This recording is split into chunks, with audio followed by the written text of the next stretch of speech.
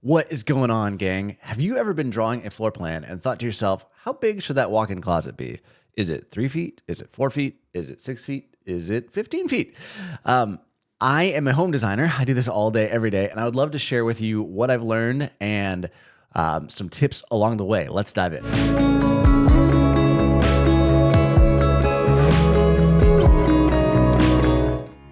All right, got a couple walk-in closets here. This is where I would start. 5 by 5. Inside to inside gives you enough room for shelving.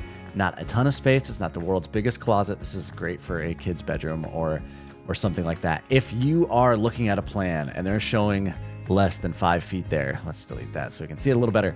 They're showing like 4 feet. You're not going to fit shelving here. It's not going to feel right. You're never going to hang clothes there. Yeah, you could sneak a little shelving in there, but it's like shoe storage or something. So I see a lot of plans, this drives me crazy, where it'll be like 4 foot by 3'8", and they call it a walk-in closet. That's a lie. It's not really a walk-in closet.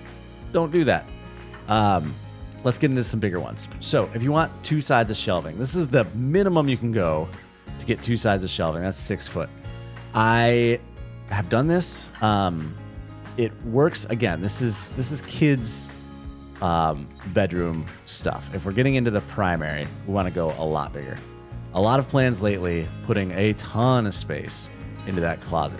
So we're talking 8 by 10, even more. The good thing about this, you can get shelving all the way around, all that jazz. I actually have an example over here. I have this massive CAD file I continually work on. So if you're wanting a cabinet or island in the center of the closet, I'm showing 14 by 12 here. I think that's a good size. Additionally, a ton of primary closets I'm showing nowadays have a hookup for a stackable washer and dryer in there.